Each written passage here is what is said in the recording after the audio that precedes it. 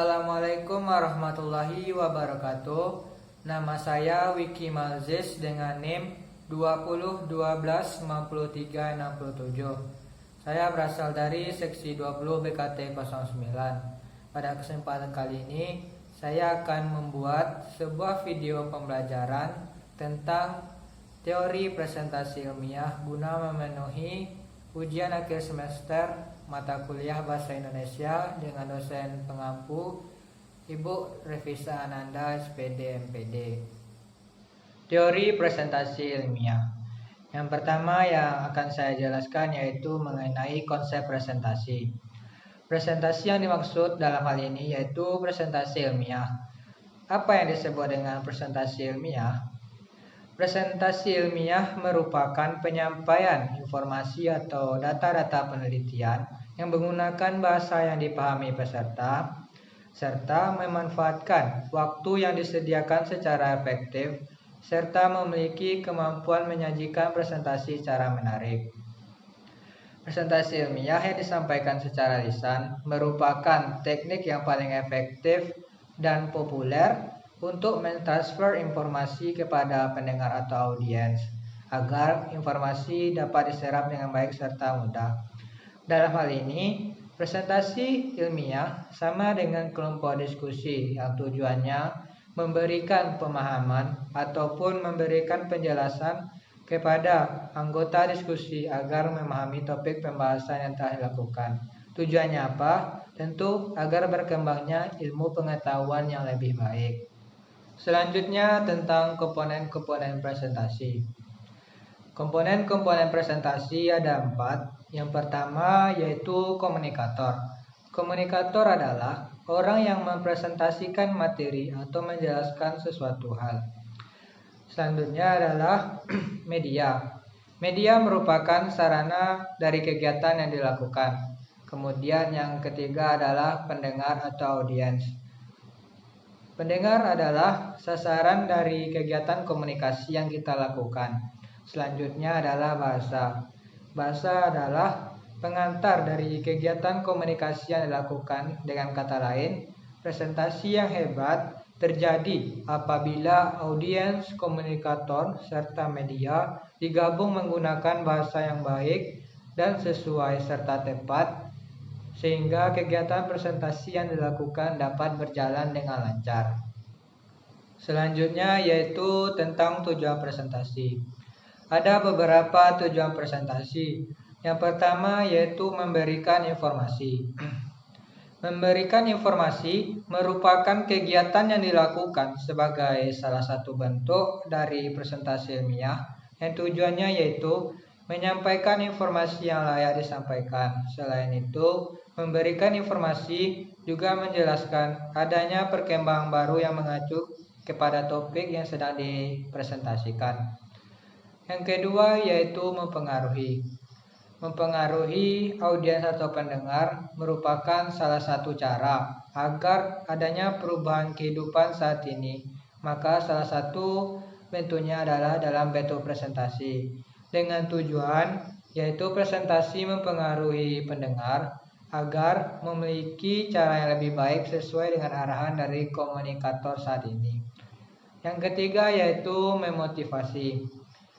Memotivasi pendengar untuk melakukan sesuatu yang lebih baik dari keadaan saat ini sehingga akan diperoleh hasil sesuai yang diinginkan. Yang keempat yaitu menginspirasi.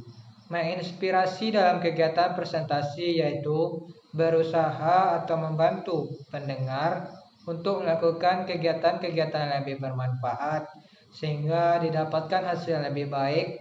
Dengan kata lain, pendengar merasa tergerak untuk melakukan hal yang lebih baik dengan metode-metode yang dijelaskan oleh komunikator tersebut.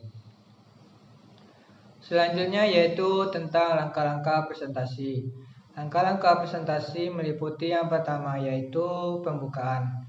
Pada bagian ini komunikator menjelaskan mengenai gambaran topik dan tujuan presentasi yang dilakukan. Selain itu, pada bagian ini juga bisa menjelaskan mengenai hal-hal yang akan dipresentasikan. Yang kedua yaitu isi. Pada isi, komunikator akan menjelaskan pembahasan yang dilakukan meliputi topik-topik utama ataupun topik-topik dari penjelasan yang akan dilakukan oleh komunikator. Yang ketiga yaitu penutup. Pada bagian ini, komunikator akan memberikan kesimpulan dan pernyataan penutup dari penjelasan materi yang telah dilakukan. Bisa juga pada bagian ini, komunikator bisa menyelipkan saran ataupun motivasi-motivasi terkait dengan kegiatan yang telah dilakukan. Yang selanjutnya itu teknik presentasi ilmiah. Ada beberapa teknik yang dapat dilakukan dalam presentasi ilmiah. Yang pertama yaitu penggunaan keterampilan berbicara yang baik. Yang kedua menanggapi dan mengelola pertanyaan. Dan yang ketiga yaitu menutup presentasi. Selanjutnya yaitu tentang penggunaan keterampilan berbicara yang baik. Penggunaan keterampilan berbicara yang baik meliputi beberapa hal. Yang pertama yaitu kenyaringan suara.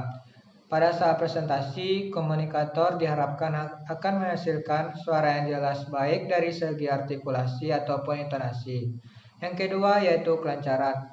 Kelancaran dalam hal ini yaitu kelancaran dalam berbicara, sehingga hal-hal yang dijelaskan tidak akan dipengaruhi oleh bunyi lain yang keluar dari komunikator yang bermaksud tidak penting.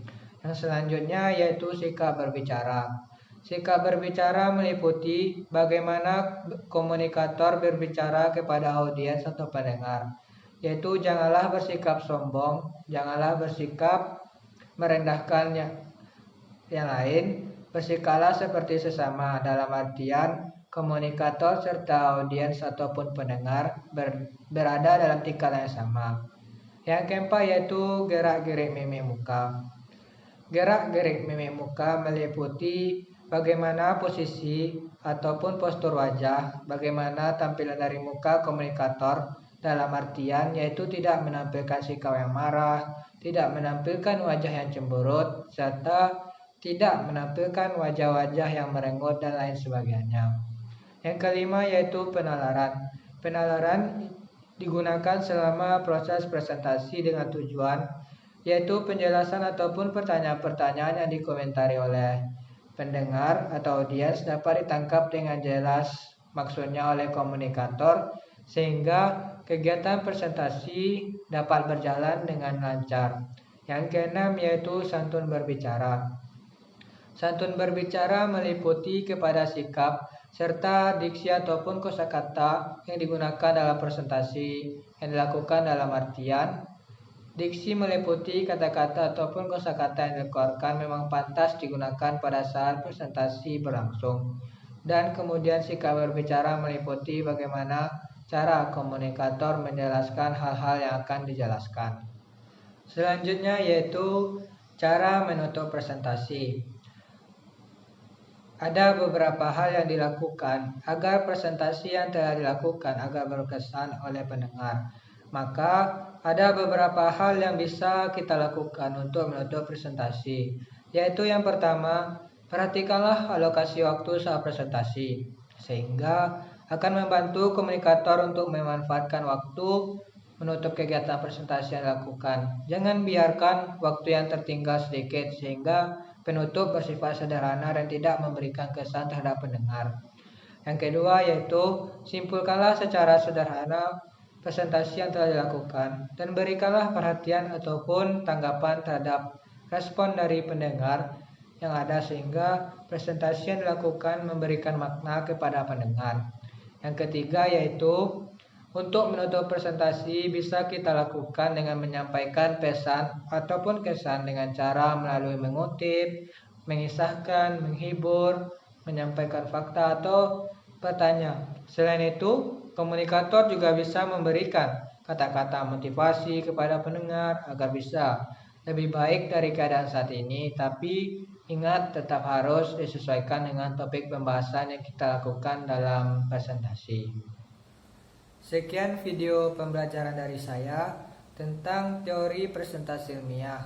Jika ada kesalahan dalam penyampaian materi ataupun kata-kata, saya mohon maaf. Assalamualaikum warahmatullahi wabarakatuh.